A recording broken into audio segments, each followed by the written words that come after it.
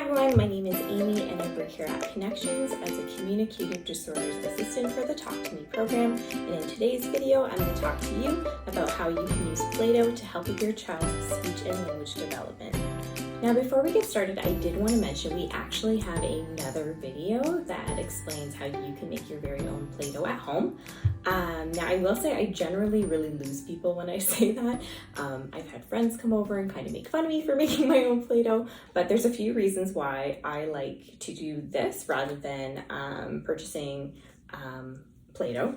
Is that one, I find actually it's cost effective is a great reason. Another reason I like it is that I actually find it a little bit less messy in my opinion, which is just an extra bonus. And also if you forget to put the lid back on, or if your child leaves a little bit of Play-Doh out, I find this type of Play-Doh takes longer to dry out. And the last reason I really like to make my own Play-Doh at home is that my child really likes to participate and help me make the Play-Doh, which can be a really fun activity to do with your child. So you can, get all the ingredients out, they can scoop all the flour, put it in the bowl, mix it up, they can choose their own color, add glitter if they want to. And it can be just a really fun activity to do together before you can get started playing.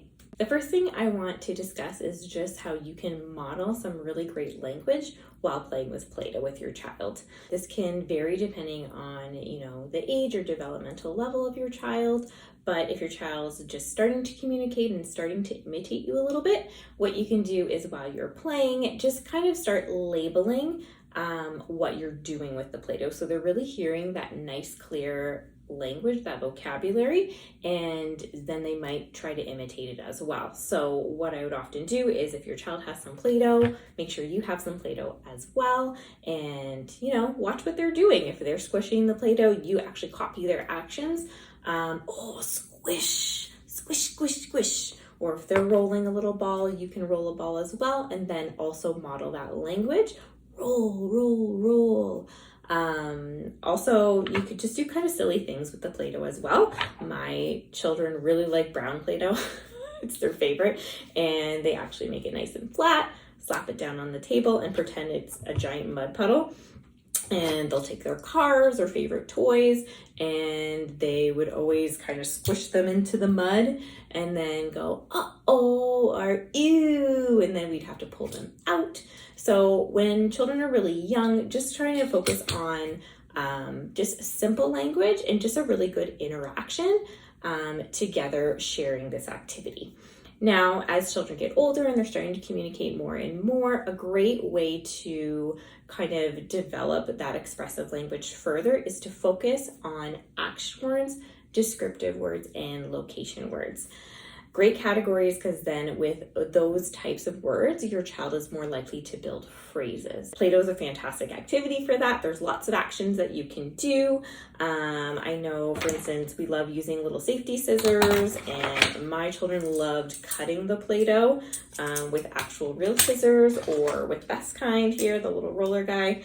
We love a lot of pushing, push to make different cookie shapes. And also just even, you don't necessarily need cookie cutters like this. You could even just make, your own airplane. It might not look the best, but I find my children actually really liked more molding their own shapes. So you could make some airplanes and let's go fly. They're gonna fly. So any action words you can definitely highlight. And then also as your child is talking more and more, you can even turn them into ing words. So, my airplane is flying. I'm drinking some blueberry juice. Now I'm cutting the Play-Doh. So that can be a really great option. Descriptive words can be really great as well. You can talk about how the Play-Doh feels. It's very squishy, it's very sticky. Oh no, it dried out. You can talk about how it's really dry. I keep mine in the fridge, so sometimes we talk about how cold the Play-Doh is. And in terms of location words, there's a lot of great options. Every time you can put the cookie piece, you can put it, let's put it on and push it in. If they're wanting more Play-Doh, I know a lot of children have difficulty opening containers like this, so that gives you an opportunity to get face to face and really model, oh, okay, let's take more out, and really highlight that language. And another thing I know a lot of children like doing in terms of, for location words, this is a good one, is to take potato head pieces and actually just plop a big chunk of Play-Doh on top. And then they actually like taking the potato head pieces, and for some reason this makes it more exciting sometimes, and you can actually put the potato head pieces in the Play-Doh. So you can talk about, oh, let's put the hat on, let's put the nose on, nose is on, and then have little potato head people. So that can also be a great option. And one more thing I like to tell parents to emphasize as their children are communicating more and more, it can also be a really great opportunity to model pronouns like I. Some of our children, they'll say like, oh, me roll, or you know, if their name's Jaden roll. So this is a great opportunity to very naturally model that I pronoun, which is by just talking about what you're doing and just modeling it and hoping that they might imitate it one day. So you can say, oh yeah, I'm gonna make a snake too. I'm rolling, or I'm cutting. Oh, we made a giant cookie. I'm eating the cookie. It was tasty. So that can also be a great opportunity for lots of repetition and a lot of practice. Another thing that you could also use Play-Doh for is working on some great listening skills and building on your child's receptive language. It can be a tricky thing to work on, but Play-Doh is a great natural opportunity where you can work on some concepts. Like you can have like a really big, ball of Play-Doh and a really little ball of Play-Doh. And my children love squishing things. So you can say, okay, ready? We're gonna squish the ball that's big, and see if they can follow through with remembering which piece that they're supposed to squish. Sometimes with cookie cutters, I'll do a bus, airplane, and a car. Okay, we're gonna squish the airplane and the car and see if they can hold both pieces of information in their head and follow through with that direction.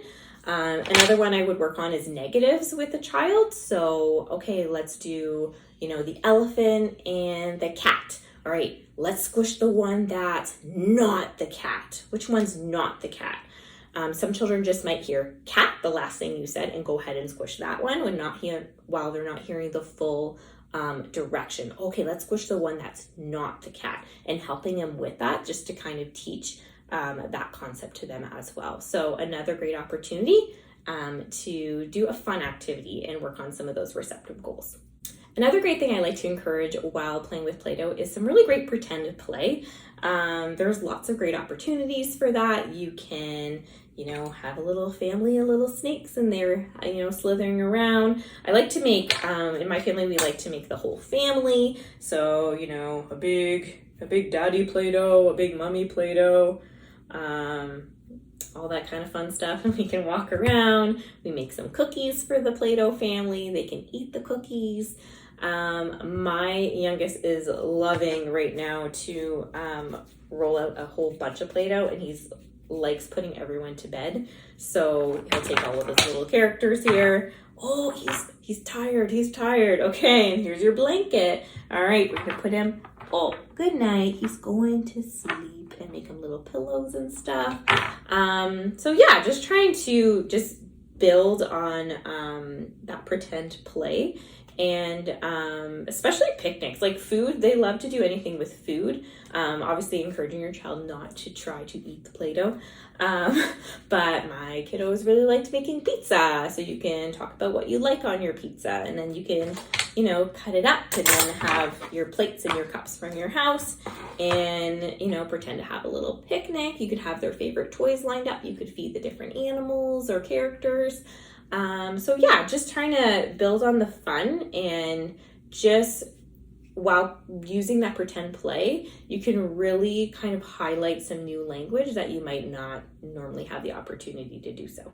Another thing that can be really fun is actually we hide items in the Play-Doh. Sometimes I'll have the items already hidden, or you know, my oldest will hide little items and then my youngest gets to open them. So basically we call them little surprise eggs, and they can actually open them up and see who's hiding inside and help get the item out.